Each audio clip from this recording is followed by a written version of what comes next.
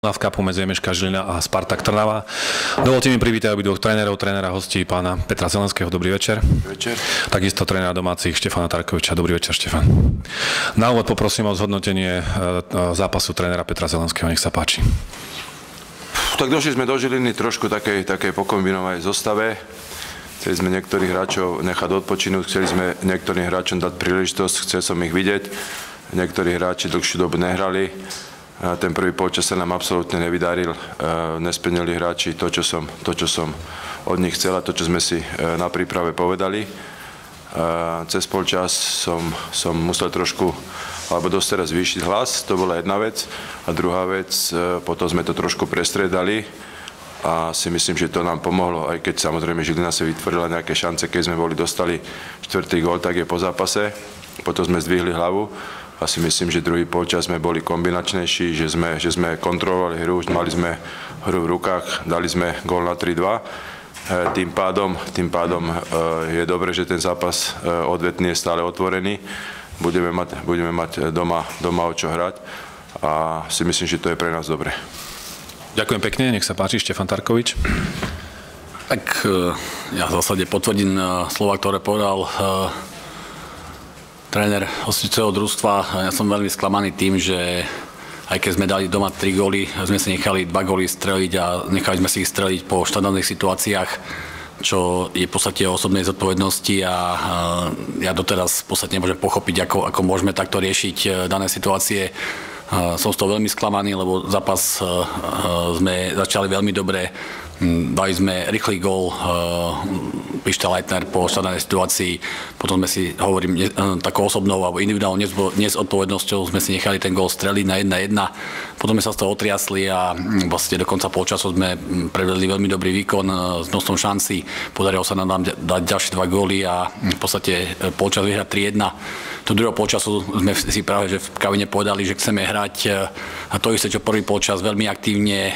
Opak bol pravdou. Ten úvod druhého polčasu sme boli veľmi pasívni, hlavne smerom dopredu. Neboli sme schopní vlastne prejsť kvalitne do útoku a taký najväčší zlom v tom zápase bola asi šanca Gubu, ktorý tú šancu mal na 4-1 vyloženú. Výborne zasiahol brankár, ktorý tú šancu zneškodnil a potom, hovorím, po štandardnej situácii sa super dostal do zápasu gólom na 3-2 a ten záver zápasu zvládol lepšie. Ďakujem pekne, nech sa páči vaše otázky. Peter. Peter Ledený Šport, pán Zelenský, na rozdiel oproti tomu zápasu pred týždňom v Žiline, bolo teda základne zostavené 6 hráčov, ktorí hrali predtým. Ako vás uspokojili tí, ktorí nastúpili na miesto? Jak som povedal, moc ma tí hráči neuspokojili. Za jedno tí hráči samozrejme majú menšiu zápasovú prax, to je jedna vec. Druhá vec, tá zostava, hovorím, bola taká pokombinovaná, že v takejto zostave v podstate sme ešte nehrali.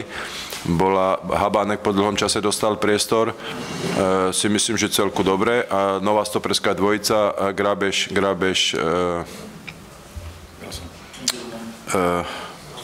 už mám sklerózu.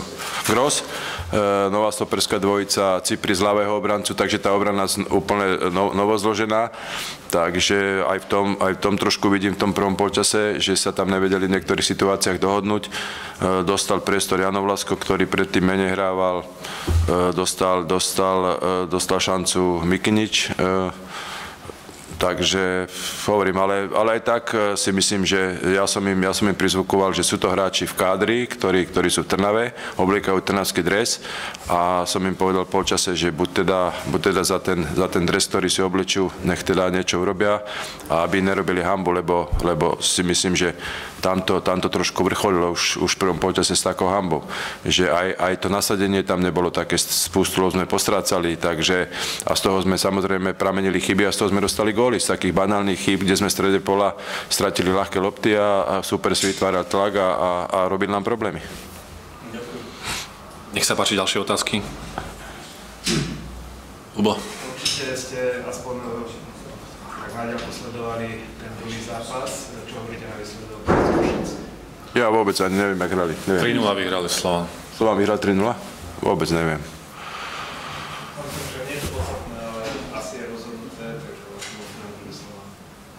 Ja som aj predpokladal, že ten Slovan bude bojovať aj o slovenský pohár, aj o víťaza v lige. To už si myslím, že prakticky má jasné. No a po tomto výsledku už aj v finále slovenského pohára tam není o čom, takže. Ďalšie otázky, páni. Tak by som mohol, pán tréner Tarkovič, posledných 20 minút sme odpadli herne. Nemali sme nejakú dôležitú šancu, možno to pripísať kondícii? Tak neviem, no tam nás dosť zložila tá šanca zase, ktorú mal Guba na 4-1, to sme nedali, ale ja by som nehodnotil posledných 20 minút, celý druhý polčas bol z našej strany strašne pasívny. Toto nie je spôsob, akým môžeme hrať, aj keď máme takýto úvodovkách pohodlný náskok, ktorý vidíte, jednou situáciou sa zmenila a otočil celá filozofia možno toho dvojzápasu. Takže to nebolo to v posledných 20 minútach, bolo to o tom, že ten druhý polčas sme hrali strašne pasívne a ja si neviem vysvetliť prečo. Že za akými futbolistami posledné nehľadskú Paula, ste ho měli za Mravca. Tak Mravec mal žltú kartu, bol tam v jednom súboji, v podstate bolo to nervózne, obával som sa toho, že bude vylúčený, takže z tohto dôvodu išiel Paul. Nepôsobil Paul na vás veľmi tak nejako bezducho, bezbrane v tom zápase? Tak Jakub naskočil na Slovane a dá sa povedať, že priniesol zmenu, takže to isté som očakával od neho, že to bude aj teraz. Samozrejme, že sa môžeme baviť o tom, že tí hráči, ktorí dneska prišli na ihrisko, neúplne tomu družstvu pomohli tak, ako dáme tomu pomohli družstvu strejúci hráči na Slovane. Takže očakával som od tých hráčov zmenu, ale tú potrebnú kvalitu tí hráči neprinesli.